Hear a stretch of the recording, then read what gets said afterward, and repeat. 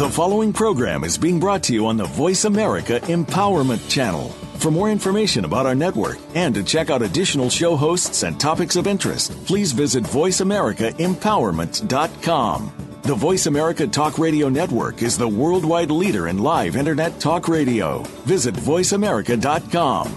The views and ideas expressed on the following program are strictly those of the host or guests and do not necessarily reflect the views and ideas held by the Voice America Talk Radio Network, its staff, and management.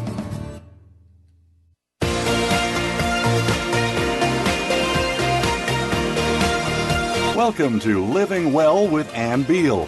Our show is a health show, a lifestyle show, and an empowerment show rolled into one. Get ready to hear some stories of success, healthy living tips, and suggestions to get motivated and live your best life. Now, here is your host, Ann Beal. Welcome to the show today. Today, we are actually talking about transitioning. Have you ever considered what you might do someday if you actually changed careers or if you decided to retire, even retire early? Many people wonder about this. I actually have a woman on my show today who has done just that. She was an elementary teacher for 28 years and retired and was very worried about what she was going to do when she retired. But there was another part of her that was very excited about a new adventure to embark on. I have Marilyn Dennehey today, and she transitioned, and we're going to talk about her successful transition today and some wonderful things she's doing with her life, living well and enjoying retirement. And who knows, maybe someday she'll retire again from all the new things she's doing. Welcome to the show, Marilyn. Good morning, Ann. It's great to be on your show.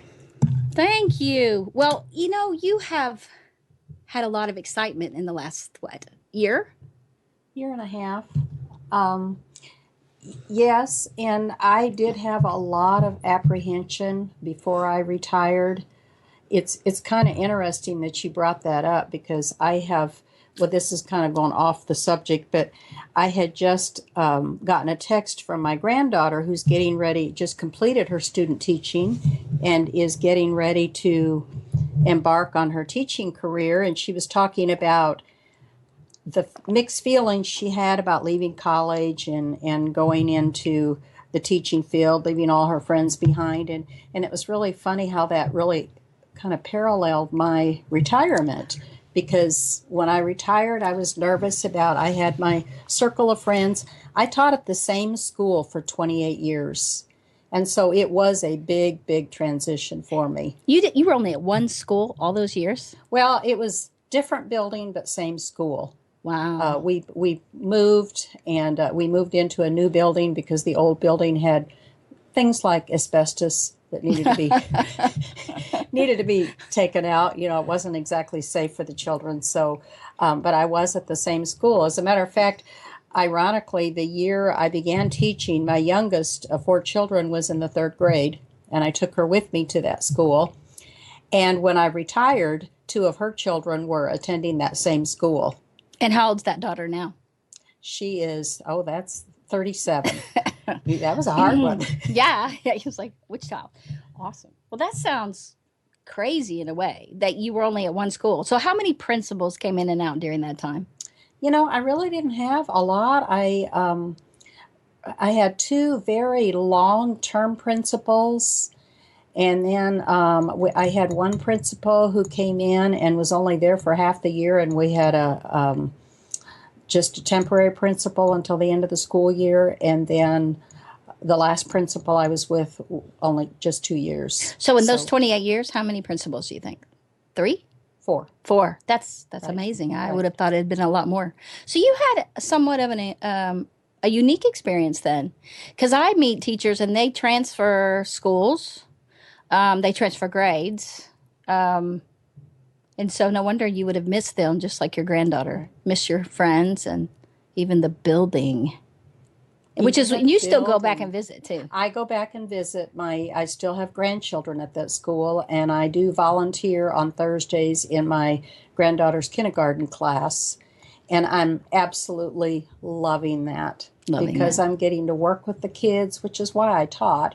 but I have none of the extra. When I walk out empty-handed. So I'm loving that. Yes, I bet you are. Let's tell everyone what you're doing now. And because I have watched you, you live a very wonderful life, and you are so happy and so fulfilled. I am. Sometimes I kind of feel like I'm all over the place. And, because when I was teaching, and I absolutely loved teaching, one of the reasons why I retired from teaching was, well, my impending age, and there were things that I wanted to do.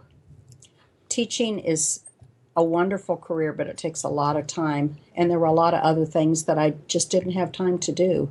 So I kind of feel like I've been all over the place, but I'm finally settling in, I think. Well, you got so excited at all the options. I mean, your whole world was out there. You could do whatever you wanted. Right. Like, for example, yesterday, I was able to go. I taught for 28 years, and yesterday was the first day that I ever attended the 4th grade field day at my school. Yeah. Because as a teacher, taking time off and having a sub it involved a lot of planning. And so yesterday I went, and I actually got to see what the kids did on their field day, and it was a lot of fun. It was fun. And it was actually, I went to watch, it was the last group of students whom I had taught before I retired. And so I had all the hugs, and I think that's probably the first time that I felt a little bit of the sadness at not having my own group of kids.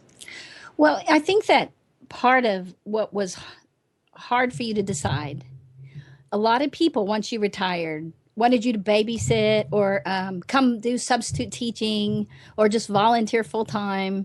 And I know for you, you were very careful about that. And you were saying to yourself, wait, I have things I want to do. I still have other adventures I want to embark on. I don't want to just turn around and just spend all my time back at the school or spend all your time back with kids because you had some dreams. What were your dreams? Well, you're absolutely right, Anne. And one of my dreams was that I have a passion for gardening, and I want to learn as much as I can. I would love to be a master gardener. Right now, that goal is being reached simply by going on Google every time I have a question about something, but I eventually would like to take the classes. But the other thing that I discovered when I retired is that I did more writing. I didn't have a lot of time to write when I was a teacher, and I've started writing down my thoughts. And I had a beloved cat that I had rescued, and my husband, who's really not a cat person, but he had grown to love him too, and I had rescued him, and the story behind that, because it took months and months for him to trust us, and we rescued him, and he became part of our family, and then he tragically had a very short life. And I'd written about that on Facebook, and I had a friend who said, you need to write a story, a children's book about that. And I didn't give it much more thought until after I retired.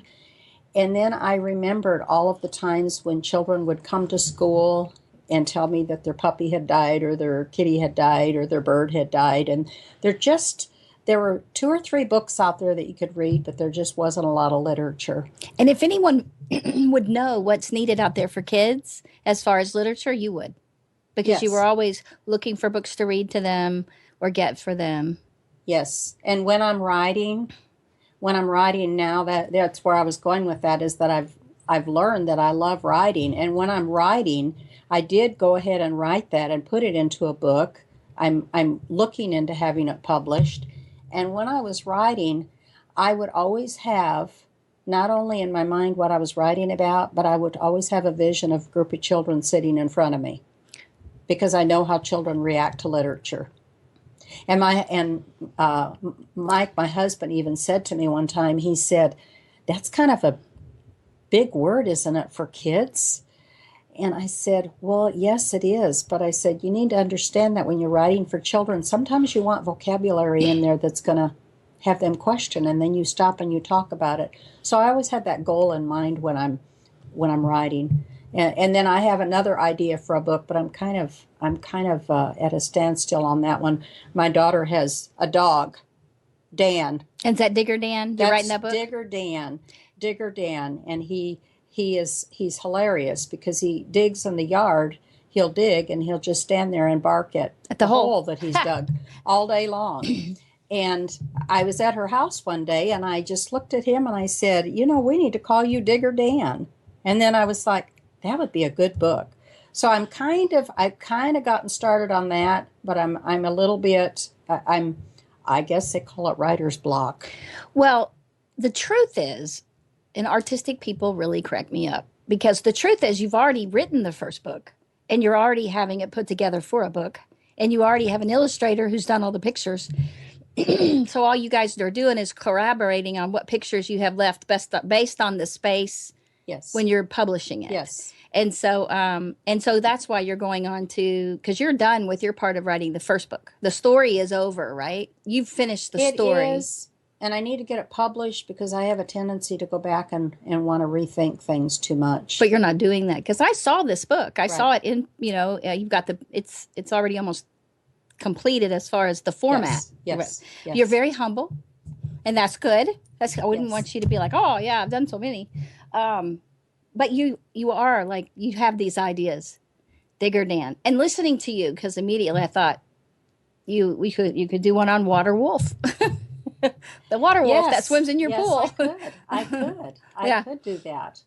So I always have those ideas, and even when I had thought, there's a few more of those out there, but I had thought about doing a gardening book for children because, kids think of gardening as just gardening, but I can't tell you how many times I have found things in my garden. Like just the other day, I found when I was gardening, there was a baby bunny out there. Mm. And one time I found a whole nest of baby bunnies. Well, that's stuff that kids don't think about, to look a little deeper when they're looking around, that what might be.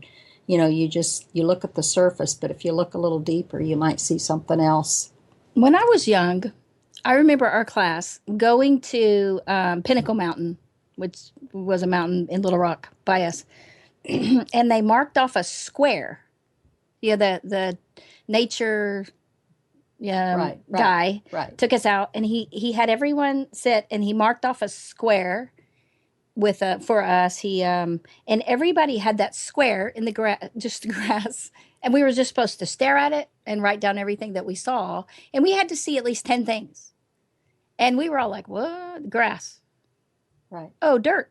And then the more we looked, the more we saw, and it was amazing what was in just a square foot of grass. And so I think gardening, what a great idea. You'll combine both of your loves.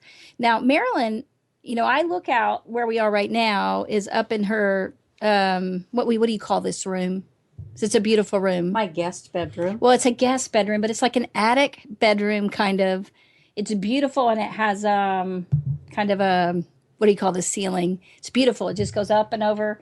And there is a door out to the balcony, which overlooks a swimming pool, which overlooks an acre of beautiful, beautiful landscaping. She calls it her garden. Well, you also do have a garden out there. Yes, I do. That's like I do. huge. Of what? What is in your garden? Well, Ann, you're so kind to say that because you see the flowers. There's lots of weeds. Oh my gosh, there's so many flowers. There are a lot of weeds out there too. But in my garden right now, this is a small goal since it's not quite as big as my writing goal since I retired. But one of my smaller goals since I retired is to grow tomatoes in Texas. And so I have tomato plants in my garden. Well, you have a lot of stuff in your garden because you even have corn. Is there corn out there? I planted corn last year and it didn't do well. Okay, so what else is out there? I always do peppers. I do well with peppers. And I have Brussels sprouts and cabbage and cantaloupe I planted, cucumbers. So, that's the Iowa farm. There's a lot more than that. But that's off the top of your head. You're getting... Well, and then I put and then there's a lot of wildflowers out there too. It is so beautiful. Like you told me those are larkspur out there. Yes. But when I look out this balcony, I see huge poplar trees. Is that what those are? Yes. Pine trees, peach trees, dogwood trees, or is that redbud? I mean, it's just beautiful. Redbud. Just redwood. A lot of crepe myrtle. crepe A lot myrtle. of crepe myrtle. And we don't have the time here, but there's a story to go with every plant, because I don't spend a lot of money on plants, but every plant has the story to go with it. Well, a lot of them are labeled. So you actually, all the flowers you take and you say you deadhead them or something like that. Yes, And yes. get all the seeds. Yes. And then you transplant them or plant them and begin them. And then you take them to the schools and you actually develop like what do you call that? Like a garden center or? Well, we have a garden center at our school. And you created that? No, I didn't create it. It was, I think, actually McDonald Lumber. McDonald Lumber, the company? They donated a lot of the materials. We have a beautiful gazebo in our outdoor learning center. So did you help with that? I did. Oh, okay, because I know that. Yes, I was on that committee. We, Mary Bynum, who was lasted longer she was the only teacher who had been at my school longer than I had, and she retired last year. She was a PE teacher, wonderful teacher. I don't know how many years. I think she started teaching when she was 12 because she had a lot of years in. So you didn't put in the gazebo and you didn't put in the fence, but it's big and it's beautiful. So who planted all that stuff? Well, a lot of it was the kids. We would get parents to come in. We used to we really worked hard on it for a few years, and then for a while, everything kind of goes with the curriculum. And for a while, it kind of died out because we just... But it looks pretty now. Yes. I've seen it. Yes. Because you were over there working. And so that is a passion for you to do that in schools, maybe, to bring that kind of beauty and gardening and all that to the schools. Yes. What a wonderful thing. And I know that my daughter, when she went to Westlake Academy, they had a garden that they let them work in, a section of the garden per grade. And it was very, she just loved that. Well, when I was teaching, it was kind of funny because I had my daughter's neighbor was an elderly lady, and she had this plant growing in her front yard in a pot. And I asked her what it was, and she said, "That's a cotton plant." Wow. And so she gave me some seeds off it. So I took it to school, and one year my children, my class, we went out and we planted it. And then, of course, the following year, in the fall is when, I say in the fall, we start school in August, so it was late summer. I took my class out and we looked at how the plant was developing. But, it's not just about gardening. There's so much more that you can do with kids. I actually research cotton on how it grows, and I created a reading passage that the kids could read ahead of time and for their reading comprehension. And then when we went out it talked about the different stages of development on the cotton plant, how it started with the different colored blossoms and how they change colors. And then you get the cotton balls, but it's BOLLS, and what they look like. And then finally when the cotton erupts. And so we talked about all that and we read about all that. And then when we went to the Outdoor Learning Center to look at the plant, the kids were so excited because they were able to identify all of those plants. And it was so fun for them. And then there's so many other things that we did in that Outdoor Learning Center. When we did our mapping, the kids would go out and they would actually draw a map of the Outdoor Learning Center. We would, of course, I'd have to tell them which direction was north. And they would put that on their map before they went out. And then they would actually draw a map. And it was so fun for them. We did listening exercises and talking about what you did when you went to Pinnacle Mountain. Yeah. We did kind of the same thing in the gazebo area. We would go out and sit, and I would have them take their journals out there and close their eyes. And for about 5 minutes, which 5 minutes with a group of second graders not talking is a very long time. Very long time. And they would list all of the sounds they could hear. And it was amazing. Some of the children would hear so many sounds, and some just couldn't. They would be like, I didn't hear anything. That's that noise in their head. They couldn't get past that. Yeah. As you talk, what's interesting is you've done Strength Finders. Yes. You took that test, and if anybody's interested, it's Strength Finders. I think now it's 2.0. You find it in the business section of the bookstore. A lot of businesses use strength finders to find out what their employees' top strengths are. And for coaching, we do that too. And then, that way they know where to best put their employees. And for you, you did strength finders. And what was your number one? My number one was, it's funny what my number one was, because I don't really see myself that way, but it's connectedness. But you believe everything's connected. And it talked do. about that. Well, the connectedness means that. Right. And so you definitely see that in plants and gardening, and even with the kids in the garden. I mean, there's so much, when you think about the way the earth and people are tied, the way that we are perfect when we're out in nature, what happens to us. And so there's so many things about that. And then you also have developer. I'm having trouble talking today. And by the way, my allergies seems to be bothering me a lot the last few weeks. All these flowers, flowers. Oh my gosh. And I know they're everywhere. Yes. And when I saw her place, you guys have to see it. You look out, it's just a paradise. So for you, developing, it says you like to develop things. You like to develop people. You like to take things and make them grow. And when you talk about the kids, I see that you do that. You love to watch them develop. And you study and you find ways to help them learn better. And I see that with the cotton and your plants too. You study. You're like, I remember you saying, I need to find out with the tomatoes. Okay. And we went and saw P. Allen Smith, one of my friends. Yes. And he was talking about tomatoes. And if you want to grow tomatoes, then the middle number on the fertilizer, which is what number? Is that the phosphorus? What is that? I think it was phosphorus. Yeah, it needs to be higher than the other two. And you're like, he said, if the first number is higher, you'll have beautiful tomato plants, but no tomatoes. Which I've always had. Which you've always had. And you're like, that's the key. That's what's wrong. And so you knew then how to get your beautiful tomatoes. So now you're on a mission to perfect the tomato to get in my Texas. Tomatoes. Yes. Yes. And so that's part of developing. Yes. And there's so many, like your 5 strengths, when I read them last night, they all perfectly go together for what you do and all your passions, whether it be, writing, you're still wanting to help children. And there is a innocence, a beauty in children. There's just this wonderfulness. There is. And I notice you love animals, and it's the same way. And when you look outside, the way that you want to, you say gardening, and it's all kinds of plants. And you take these plants and you love giving them to other people.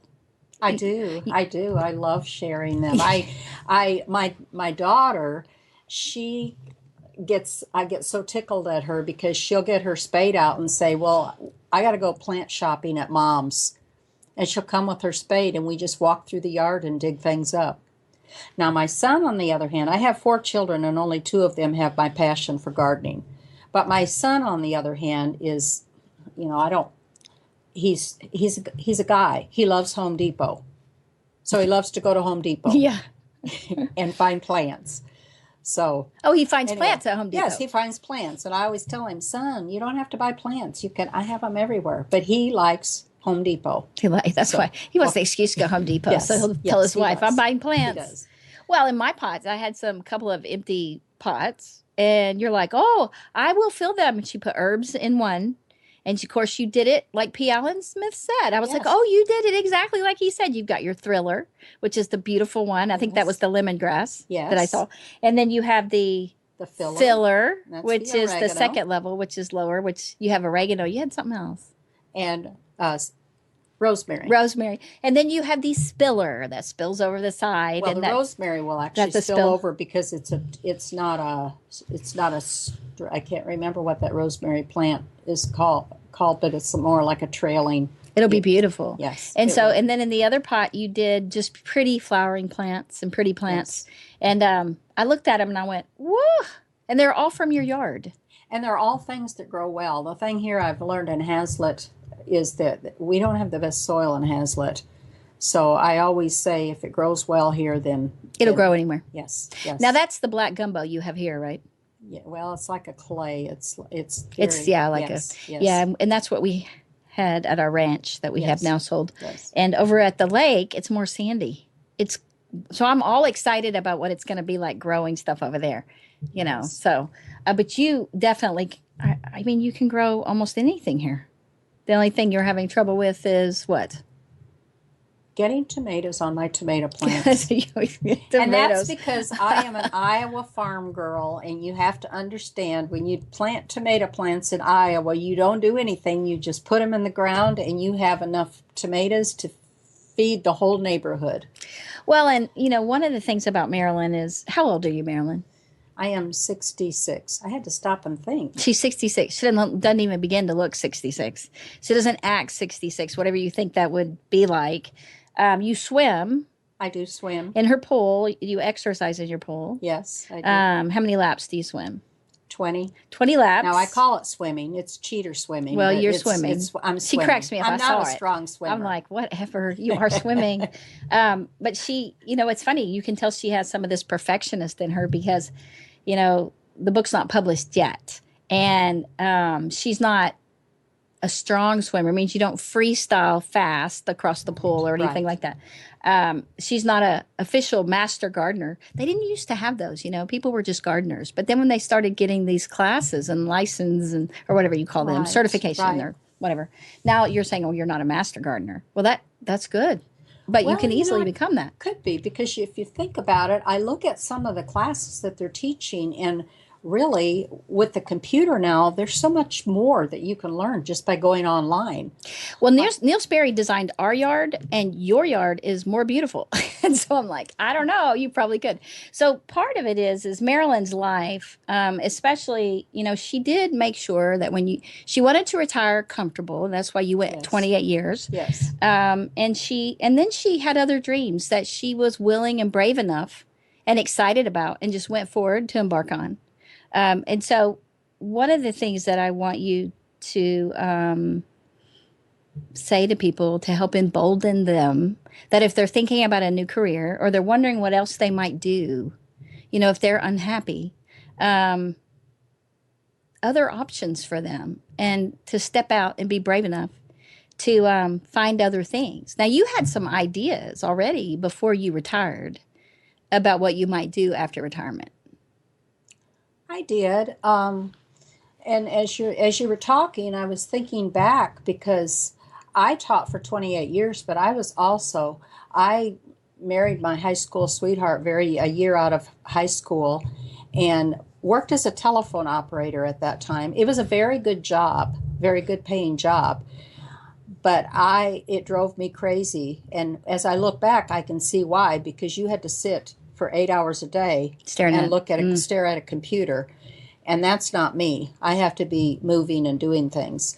So I was a stay-at-home mom for a lot of years before I went into my teaching career, and was 30 years old when I went back and got my degree. Well, and so let's stop. That was my first transition. That was your first, well. Yes. Yeah. From being a stay-at-home mom to the working world. And I think that's why women, they'll say they have, women have many crises. And I think that's why they say men have a midlife crisis, because they don't have usually anywhere near as many. Women have lots of them. And so we will talk a lot about your transitioning to help embolden people. So stay tuned, and we'll talk to you soon, right after the break.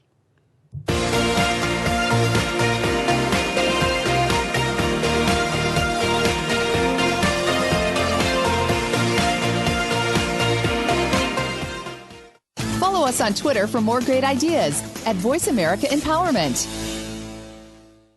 What makes you the best you can be? Is it money? Is it success? Maybe it's love, a good career, home and family. Could it be a bit of all of these things? Be the best you can be with Dr. Linda Sanicola, along with her featured guests, will bring you the tools that could be the answer to the questions you've been asking. You'll get to the root of some of the problems that have been keeping you from being the best you can be, and tackle them head on. Listen every Wednesday at 9 a.m. Pacific Time, noon Eastern Time on the Voice America Empowerment Channel.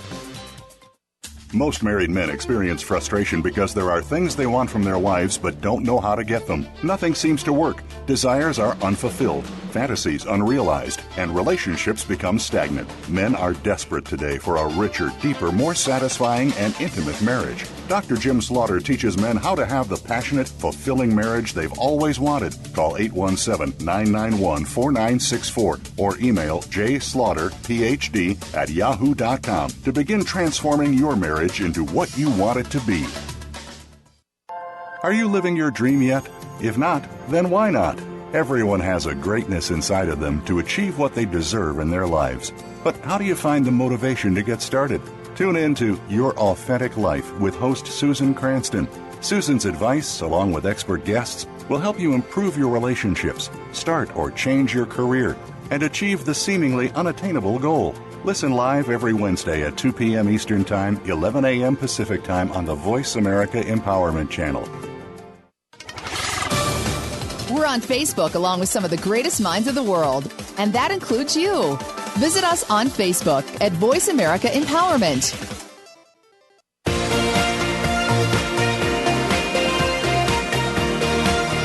You are listening to Living Well with Ann Beal. We'd love to hear from you with comments and questions about the show. Please send us an email to ablivingwell@gmail.com. That's ablivingwell@gmail.com. Now, back to this week's show. Welcome back. This is Ann Beal with our guest today, Marilyn Dennehey, a retired teacher of 28 years working with elementary students, and now gardener and writer. And who knows what else is ahead for you, Marilyn? Exactly. Exactly. I'm always thinking. That's one of the things when you're a gardener, you have lots of time to think and to pray and to just imagine, envision. Well, and if you guys want to know more about Marilyn, I just want to mention that the show page at voiceamerica.com, if you go there and you choose the Living Well show, you will be able to read all about her. And so I just want to remind you that's there, and you can always read about our guests that way when they come. So you can find out more, or if you want to know how to reach them. I do want to mention right now, though, Marilyn, if people would like to ask you questions about gardening or publishing for children, and you can give them what you know so far, how would they do that? How would they get a hold of you? How would they get a hold of me? Well, they could get a hold of me by email. That's mmdennehey@aol.com. Great. mmdennehey@aol.com. Right. And you would love to hear from them and give them tips? I would. I would. I love, well, you saw that when you brought those empty pots. There's nothing, when I see empty pots, it's like I get excited over empty pots.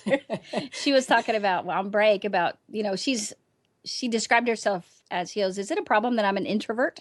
And I was like, no, not at all. I mean, what? You have to be an introvert in some ways to be a writer and to garden. So I was like, I saw you out there for like 4 hours working in your garden, and you were just as happy as you could be. When I say, Marilyn, what are you doing today? You're like, or what are you doing tomorrow is what I said. And you're like, well, I don't have to know that. I'm retired. But I knew what you were probably going to do. Well, and that's the beauty of retirement. It's not so much, I think a lot of people think of retirement as you get to sit and watch TV and eat bonbons. And it's not so much that. It's that you get to do what you want. Yesterday, I got to go to field day at my school and just enjoy watching the kids. And I didn't have to worry about whether or not they were behaving or whether or not they were following the rules, because I was in just spectator mode. I wasn't in teacher mode. And then I had a lovely lunch with my daughter. And then I came home and I thought, this would be a lovely day for a bike ride. And so I hopped on the bicycle and I went riding for a couple of miles, and I had never had that time before. I told you I married young, and then Mike and I were blessed with 3 children within the first 5 years of our marriage. So, and then I went right into teaching. And so this is the first time in my life that I've really been able to just spontaneously do things. And teachers, they work a lot, especially elementary teachers. I think I've always kind of thought of elementary school teachers as workaholics because they work more than any other teachers I've seen. Maybe not band directors or coaches or something like that, but you guys put in the hours. Well, we do, and a big part of that is the teachers I know who spend the long hours. It's because there are so many things demanded of teachers that they have to do, like a certain way that they have to put their lesson plans in. And then, so if you want to really come up with creative lesson plans and just new things that aren't in the curriculum, just new ways to teach the things that are in the curriculum, you have to put in the hours. Well, and I think that is the difference, isn't it, between a really good teacher and an okay teacher? Because for you, when I hear you talk about all the prep and the things that you truly were meant, I mean, your skills, when I hear your skills and your strengths and everything, they were perfect for teaching. And I'm so amazed that you found that out. Because, nowadays, as you know, kids are trying to figure out what they want to do and they have so many options and more than they possibly even could imagine. When you were doing the telephone operator, how old were you when you were on the switchboard or whatever you were doing? I was telephone operator. I must have been 18 because I graduated from high school at 17. So and when did you marry? 18. 2 months before my 19th birthday. So you married at 18? I did. And then you found that job as a telephone operator? Yes. And I worked that job until then we had our first daughter 10 months later. And then I was a stay-at-home mom after that. How long? Well, when I went into teaching, she was a senior in high school. So 18 years? Yes, 18 years. There's a theme here.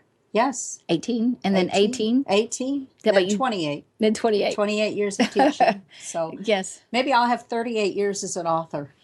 Yeah, that would be awesome. That would be awesome. Or 38 books as an author. Oh, there you go. Yes. There you go. Yeah. Well, the book that you've written on grief for children, I've read it. Yes. And it is so sweet. So sweet. I got a tear. I did. Mm-hmm. And I just, what a great idea that is. And there aren't very many books out there on grief for children.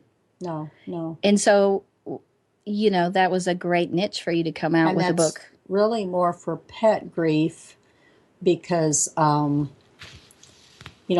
think that's the way that children learn to deal with grief is in the loss of a pet. And it is usually their first experience with loss, usually, is through a pet. Yes. And how a parent handles that is very important. And I think there's a lot of parents that are afraid that their kids they don't want them to feel that pain.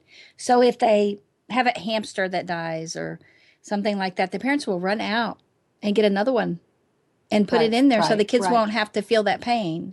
And I don't think that they realize that it's that the kids are learning in a safe way how to realize about life, that it can be gone at any time, but yet be able to learn that in a way that they can handle that, and yes, it's painful. It is very painful. Even as an adult, even as an adult, when you lose a pet, it's painful. The longer you have the pet, the harder it is. And I know that I've had people and I didn't understand at first because I hadn't had pets that had lived that long because I had moved so much, and I was dating a guy and his dog of like 20 years, the whole time he grew up, maybe longer than that. Yeah, because he was 22. His dog died. He was devastated. Devastated. And it lasted a very long time. And I didn't really understand that very well. I thought, well, it's just a dog. But sure enough, eventually I had that experience. And it made all the sense in the world. Right. And so experiences that if you've already gone through a similar experience, even if it was smaller or even a lot smaller, you have the skills to know how to cope with it the next time. And that's the skills kids pick up, that they can handle it better. It's like it makes them more strong. It makes them more resilient to experience. Not that you want them to have and it's part of life. I had that experience in the classroom one time as a class. We had, back in the day when we were allowed to have classroom pets, I always had a classroom guinea pig. I love guinea pigs. They're just the sweetest animals. They don't bite like hamsters. The kids, they're very personable to the kids. But we had our classroom guinea pig, and it passed. And so I had the dilemma: what should I do? Should I it didn't. The children didn't witness the animal actually dying, but I had the dilemma: what do I do? Do I just make up a story that the guinea pig just disappeared, or do I tell them the truth? Well, I opted to tell them the truth, and I read them the book, The 10th Good Thing About Barney, which is one of the few good books out there about the loss of a pet for children. And then we sat down as a class assignment, and I had them write about all of the good things that they remembered about Micro Piggy. And it was you called them micro because now they have those. Yes, they do have those mini micro pigs now. But this is a guinea pig you're talking about. This is a guinea pig, and it was. And then they draw their picture. These are second graders, and it was a very good experience for them. And then they shared. You didn't just pretend that everything was fine and move on with the day? No. It's I life. told them Just the truth. let's because go on. they would have had a question. Like I said, they didn't witness the guinea pig dying, but I would have had to tell them where it went. And you understood that some of the kids would be more emotional than others. Yes, Some of them really needed a lot, that time to grieve. Yes. And you took that time, and it's very important. So that was good. And I read your book. I was so excited. I know my daughter read it, and she started crying. And she loved it. And it is interesting. Is this Ashley or Katie? Ashley. Yeah, Yes, Katie hasn't read it. Katie hasn't read it, has she? No. And, it's interesting how we can cry and feel so good after. Like when you see a really good movie and had some sadness, some tragedy in it, and you come home and you've been crying, and they're like, what happened? Oh, it's a great movie. It was so good. And they're like, you're crying. Like, yeah, it is interesting. And that's the best way to grieve. Yes. And so I think your book does that. And when you read it, immediately you're reminded about your cat or your animal and some of the things. So you've done it very well. And I think part of that is because you've been a teacher and you've read them. You've read those children. How many books can you think? I've read. I've been reading children's books ever since my oldest daughter is, I have to stop and think how old she is. She's 46. 46. And I started buying books for her the first year she was born and reading to her. So I've been reading children's books for I didn't read a lot of children's books growing up. I don't know why. I grew up on the farm, and I guess... Didn't have time. I guess that was it. Mom and Dad didn't have time. I mean, they were too busy. There were too many children and too much work to do on the farm. But when How many kids were there? I had 11 siblings. 11. I bet they did not have time. 4 sisters and 7 brothers. So, but when I had my own children, I fell in love with children's books. As a matter of fact, my oldest daughter, who's 46, the other day posted on Facebook a picture of, do you remember the book, Put Me in the Zoo? Put Me in the Zoo, yes. Yes. And I just smiled because I remembered how many times I had read that book to her. That's and she wonderful. she found that book for her granddaughter and had the fondest memories of that book. But I loved that book. Well, and it's funny because I also got into reading that way. I mean, again, my mom, I had, there were 6 kids. Lots and of kids. 3 Yes. stepchildren, Yes. 3 step siblings. And so there were 9 in our house. And 6 in the beginning and then 9. And yeah, we didn't read that much either. And I was so energetic, I don't think I could sit still. And so, but with my kids, I loved doing that. I loved reading to them, taking them to the library. They'd get in those reading contests, how many books you could read. Right. And so I would read them with them, and they were younger, and I got hooked on reading that way. And we have so many fond memories of books that they read as well. And so it makes sense that when you were thinking about what else you would like to do, how long did you think about that? When did that start? Like, I wonder what else I'll do. Like, was it near retirement or? I don't really think, Anne, that it hit me till after I retired. I had my friend comment when I had written kind of a summary about Cider. That was the kitty who's in the book we adopted. Yes. I had written kind of a summary about that, and posted it on Facebook when we lost him. And I had a good friend who lives in Omaha, and she said, Marilyn, you write really well. You should write a children's book about him. And I just kind of put it out of my mind. And then, of course, with retirement, I had so much turmoil over retiring. I just, that was one of the toughest decisions I ever made. And, somebody made the comment to me, well, if you wait until you can afford to retire, you'll never do it. Well, and that's a relative number, isn't it? It is, because since I've retired, I don't have as much free cash to spend. But it's the trade-off has been wonderful because I have so much time to do other things.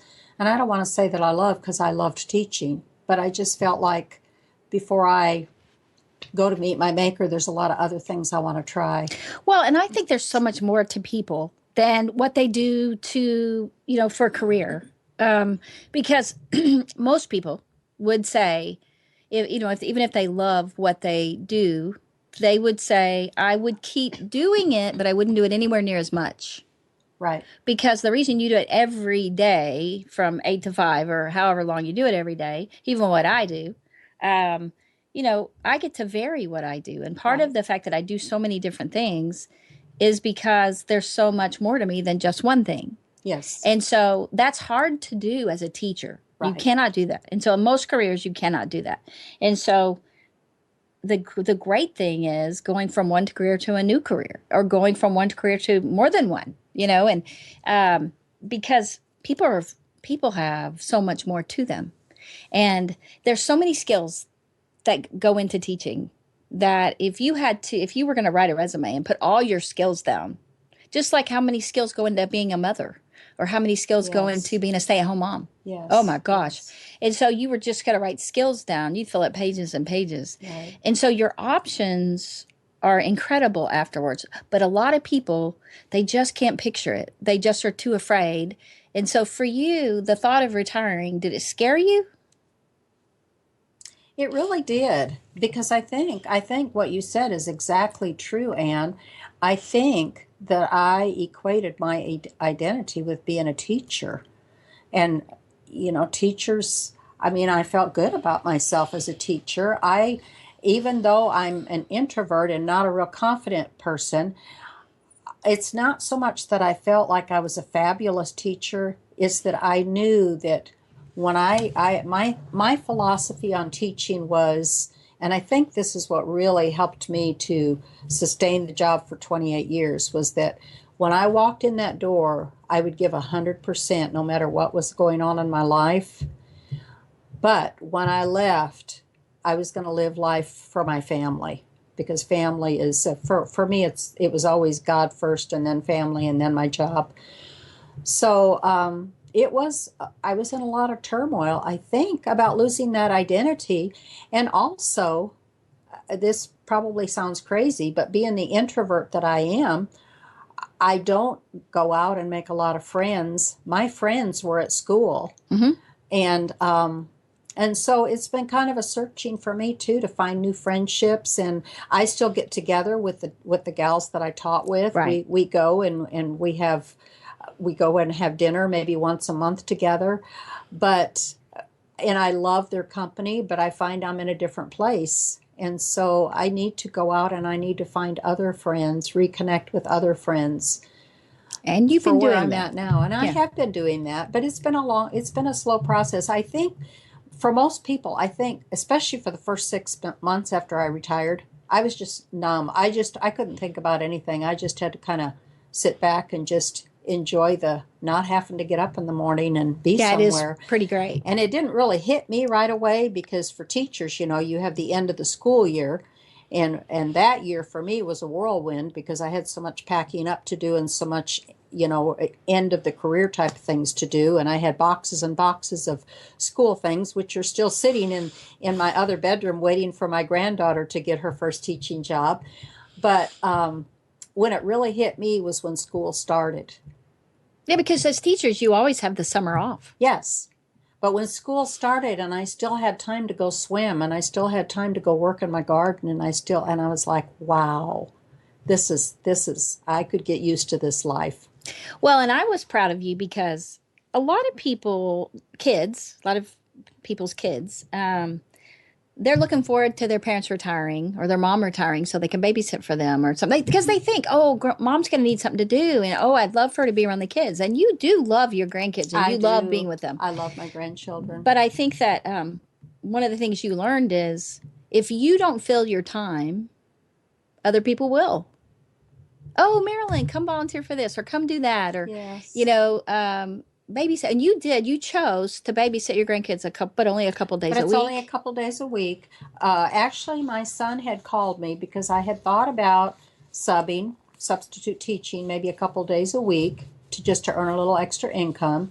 And my son called me, and they had lost their nanny, and he asked me if I had started substitute teaching yet, and I said no, I was going to give myself 6 months. And he said, well, would you consider this, Mom? And they had lost their nanny, and it was a win-win situation for both of us because it's not an all-day situation, but for just now it's only 1 day a week, but for 2 days a week I would pick up the kids from school and go stay with them until 6 or 6:30. And so and I loved it, especially that first year, because the first year my granddaughter was in second grade, and that was the year I taught. And so I would help her with her homework. And I teased my team at school. I said, I have the perfect teaching job this year. I get to teach one student, and she's perfect. She's perfect. Yeah. And so it really was a win-win because you love your grandkids. And so Yes. you enjoyed that. Didn't feel like a job at all. And I had that bonding time with them because they're both working parents. And so I would see them on holidays, but I didn't get to see them as much as I would have liked to. So I really got to have some bonding time with them. I don't keep them in the summer. I've told my kids, if you want to bring them to me anytime you're in a pinch, you can, but I don't want to go to their house and stay because I retired so that I could be at home. And you love your home. I love my home. Yes. So you have done an incredible job here with your yard. Mm-hmm. And it's provided a great apprenticeship kind of for being a master gardener. And you have everything you need to provide anyone with landscaping or flowers or anything, or the schools. You know how to do it. You've learned so much. And so that is so exciting. And so you have this perfect mixture that you can write, you can work in the garden. Yes. You can go work in someone else's garden and help them. You can take classes, when you want for the gardening. You can go see P. Allen Smith. And I know you knew a lot of what he said, and yet we learned still quite a bit. But if you just learn one new thing. Yes. That's, that was a biggie. That the fertilizer was a biggie. I was like, that's what I'm doing wrong. So just learning about the difference in the fertilizers.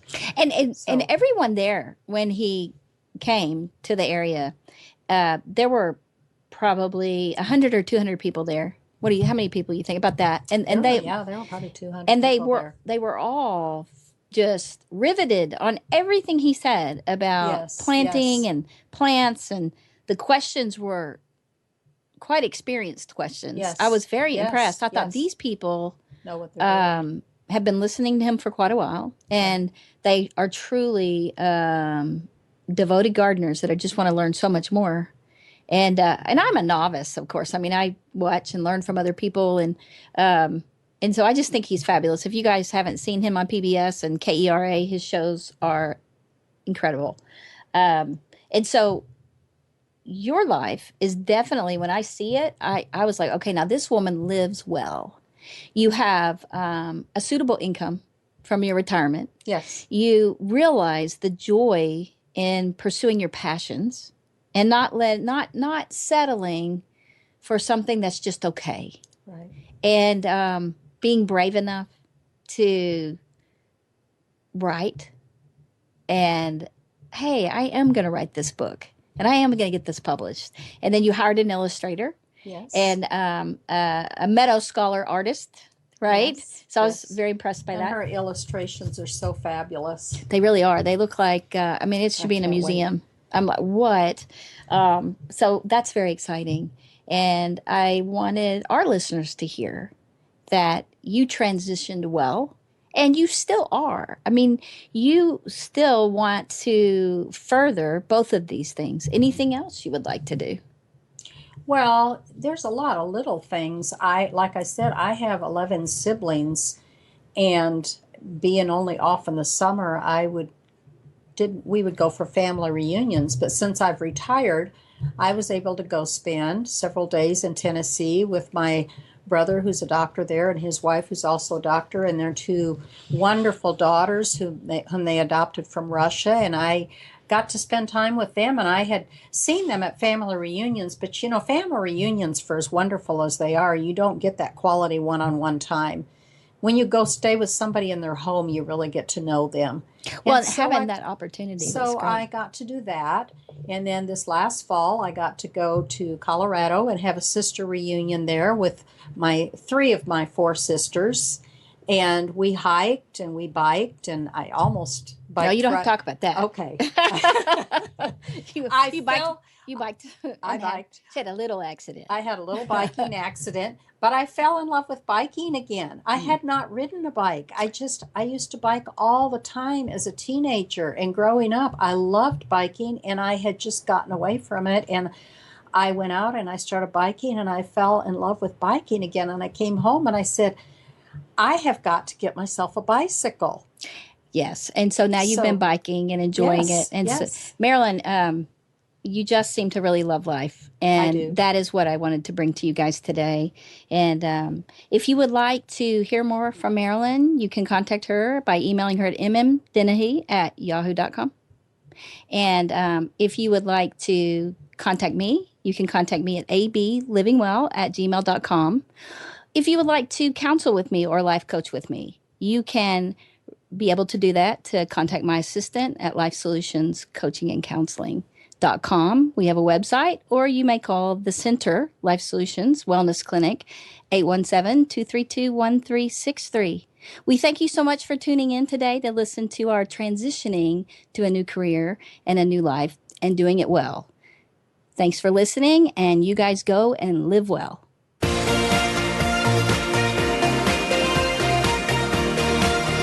Thank you again for joining us. Living Well with Ann Beal airs live every Wednesday morning at 7 a.m. Pacific Time, 10 a.m. Eastern Time on the Voice America Empowerment Channel. We can't wait to see you again next week.